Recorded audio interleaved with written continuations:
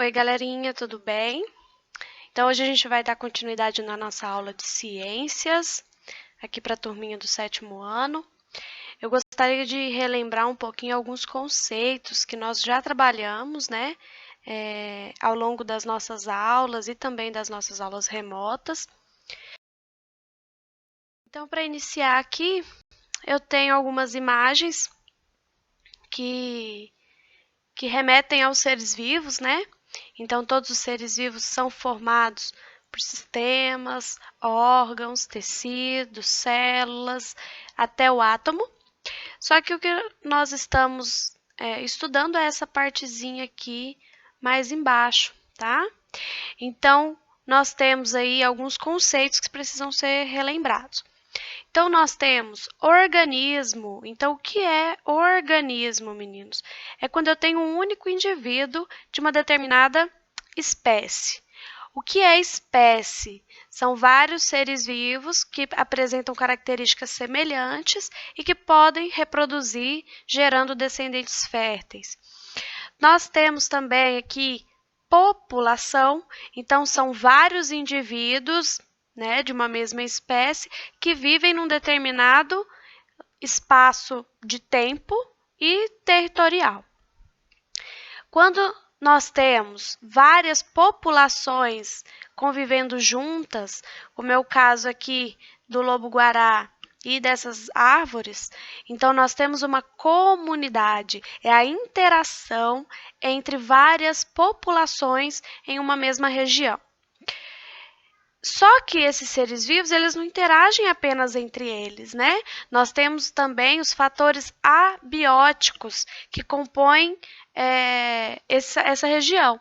Então, nós temos aqui um ecossistema. Então, nós temos aqui a luz, a água, os nutrientes do solo, as características do solo, que também estão interagindo com as plantas, com os herbívoros, com os carnívoros, com os insetos, as aves, tá? Os decompositores. Então, o ecossistema é a interação dos fatores bióticos e os fatores abióticos. E nós temos aí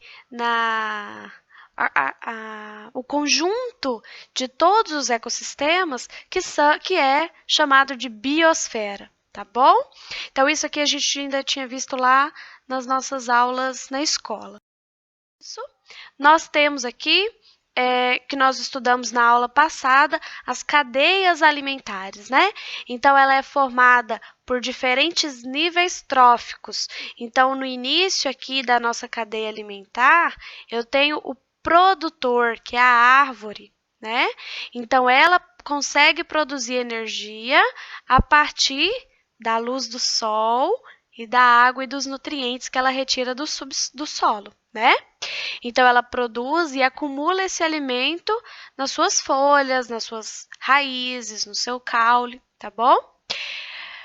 Então, ela faz parte do primeiro nível trófico, que é chamado produtor, porque ela produz a sua própria energia.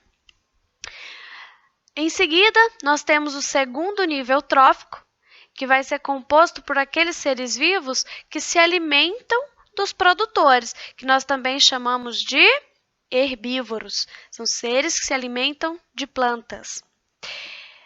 No terceiro nível trófico, nós temos os consumidores secundários, que são aqueles seres que são carnívoros e se alimentam dos herbívoros. Então, ele está aqui no terceiro nível da nossa cadeia alimentar. Então, eu tenho produtor, consumidor primário, consumidor secundário, tá? À medida que esse alimento ele vai sendo utilizado pelos animais, a energia contida nesse alimento ela vai sendo dissipada, ela vai sendo perdida aqui para o ambiente. E a gente não pode esquecer, né, de falar também dos decompositores, que são fungos, bactérias, que acabam degradando a matéria orgânica e devolvendo ela para a natureza, tá bom? Nós temos uma outra representação de uma cadeia alimentar.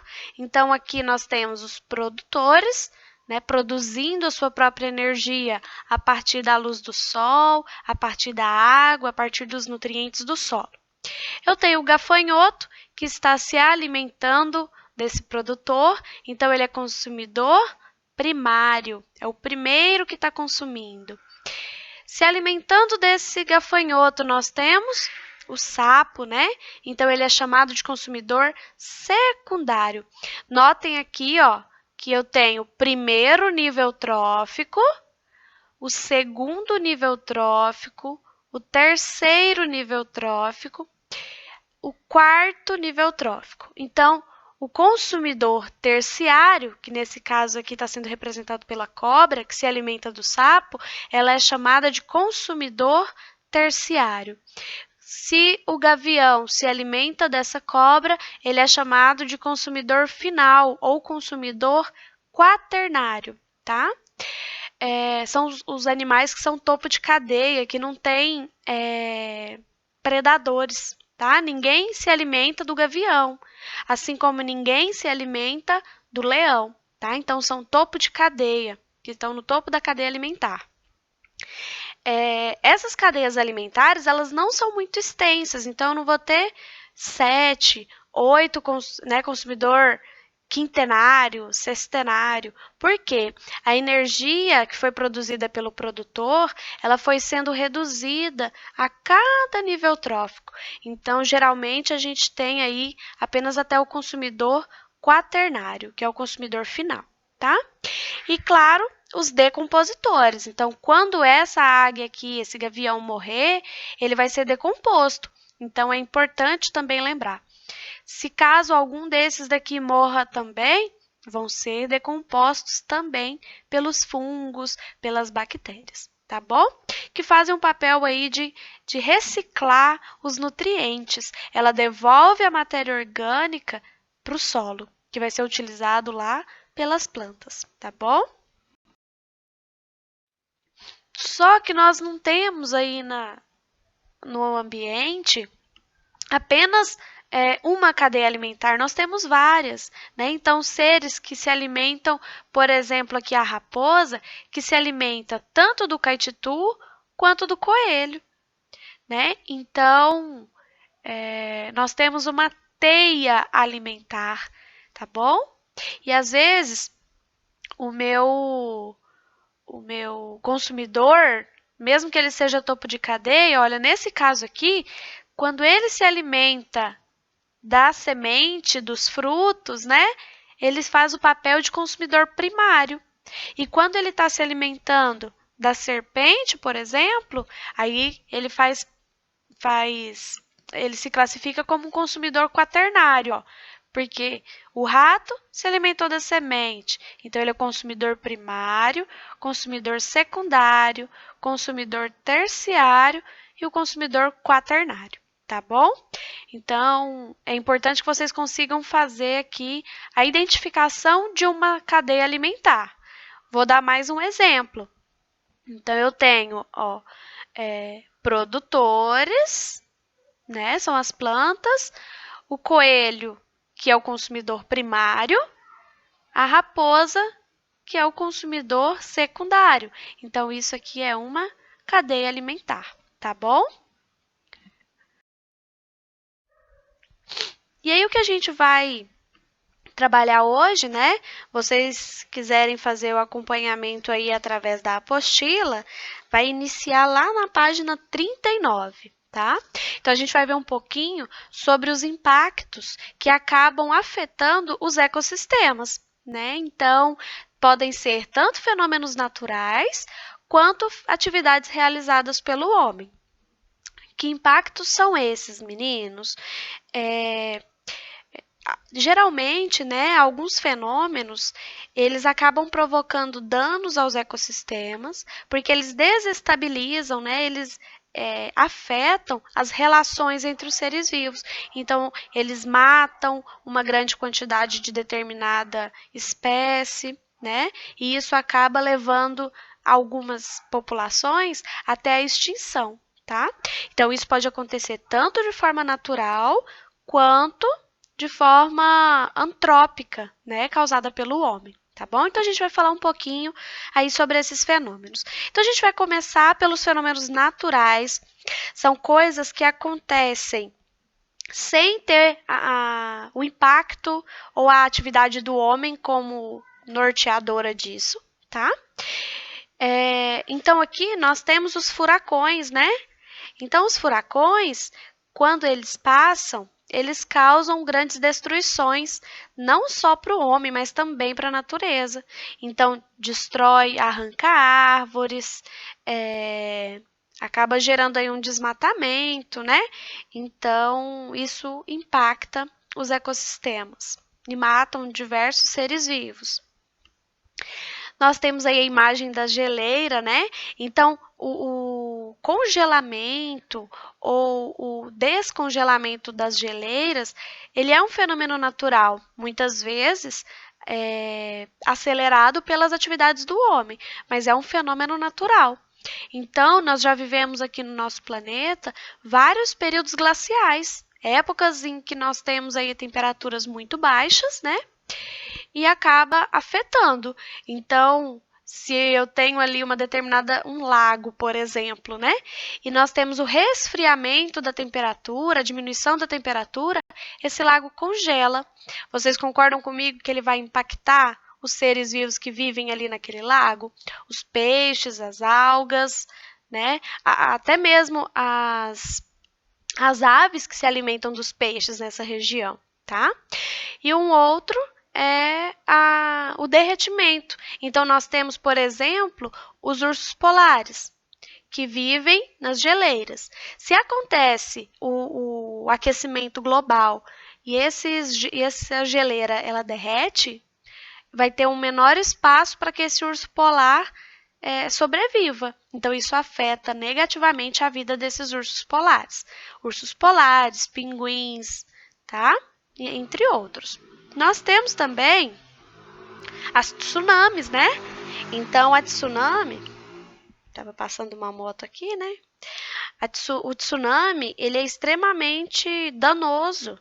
Então, ele destrói, ele desmata, ele impacta aves, plantas, insetos, né? E isso é muito ruim, além de impactar a vida do ser humano.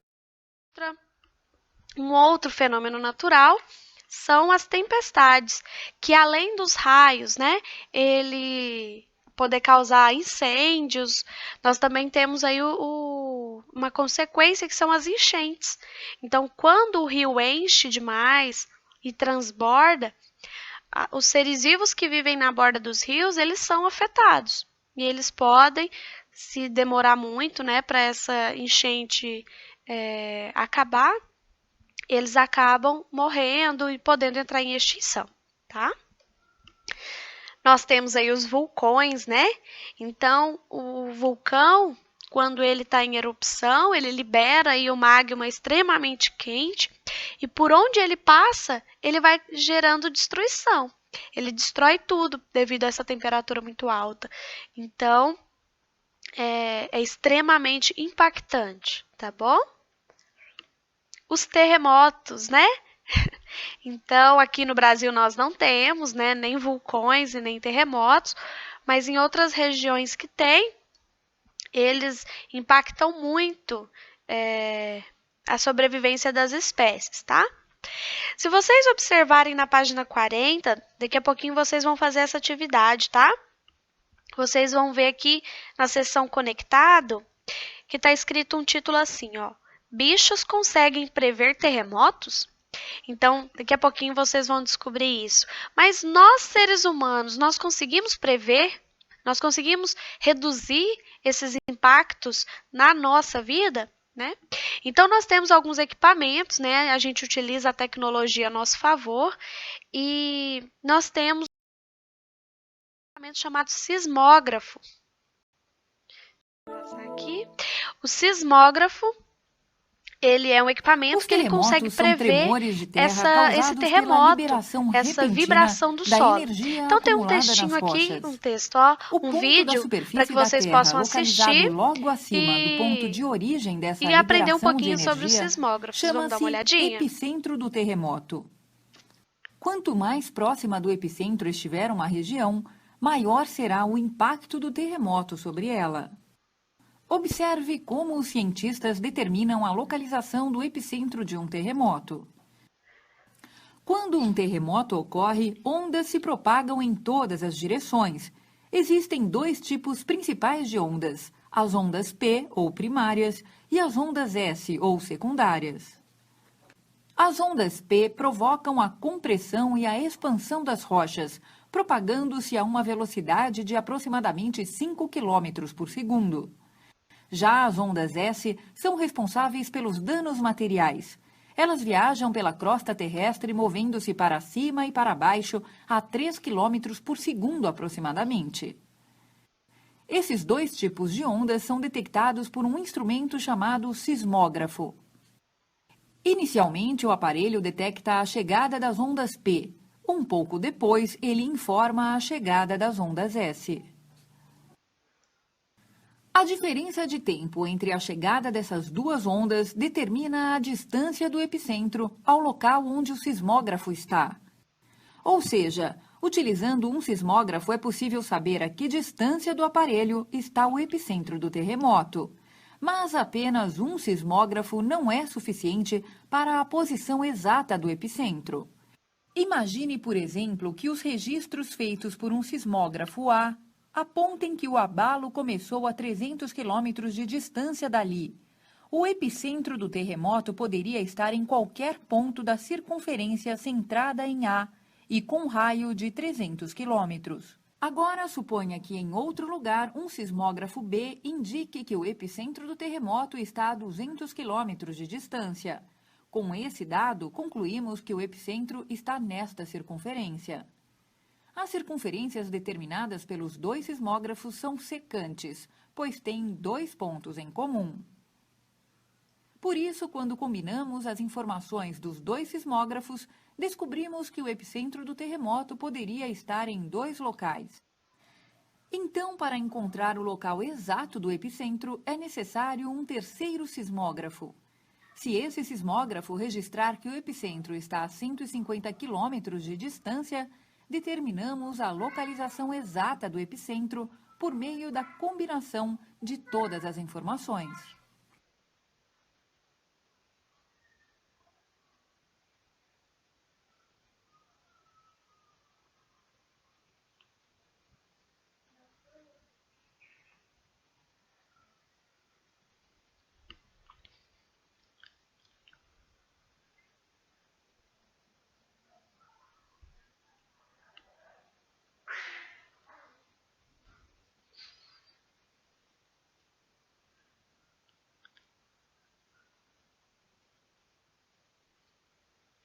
Viram só, galerinha? Que bacana, né? Esse vídeo ele nos explica muito bem como é que funcionam os sismógrafos. E aí, quando vocês forem realizar a atividade da página 40, vocês vão perceber que alguns animais eles conseguem não prever, mas sentir com antecedência que algo está desregulado na natureza, tá? E aí a gente vai ver um pouquinho sobre a atividade do homem que impacta nos ecossistemas, né? Então, para começar, nós temos o desmatamento. Então, quando o homem ele desmata a região de floresta, ele está tirando ali áreas de hábitat de diversas espécies, né? Então, principalmente na Amazônia, nós temos uma taxa de desmatamento muito grande e isso acaba afetando e podendo gerar aí a extinção de algumas espécies. A exploração excessiva dos recursos naturais, né? Então o homem ele retira da natureza mais do que ele precisa para consumir, né? E isso acaba impactando. Eu coloquei essa imagem dos peixinhos, é a mesma que tem no livro de vocês. Existe uma época aqui no Brasil que foi estabelecido, né, um período de proibição da pesca de algumas espécies, que é chamada de piracema. Acredito que vocês já devem ter ouvido falar nesse termo.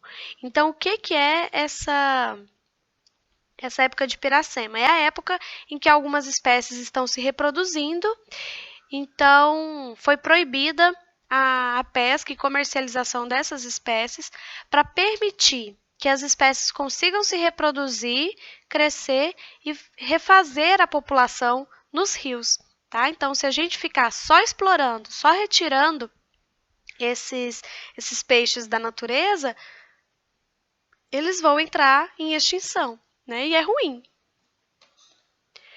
Nós temos também a introdução de espécies exóticas. Então, o que é uma espécie exótica? É aquela que não é natural daquele ambiente. Então, um exemplo que nós temos aí são os javalis. Então, em algumas regiões do Brasil, foram trazidas de outros lugares, né, de outros países, essa espécie para ser criada aqui como porco, para ser consumida. Só que por algum motivo, esses animais eles acabaram sendo liberados na natureza. E como eles não são desse ambiente, eles não têm um predador natural, eles não têm nenhum ser vivo naturalmente que consuma ele. Então, ele consegue se reproduzir em grandes quantidades e eles acabam competindo com as espécies nativas, as espécies do lugar, por alimento.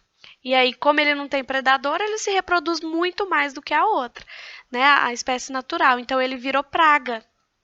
Nós temos exemplos de plantas, de peixes, de mamíferos que são trazidos, liberados aí na natureza e acabam impactando negativamente, tá?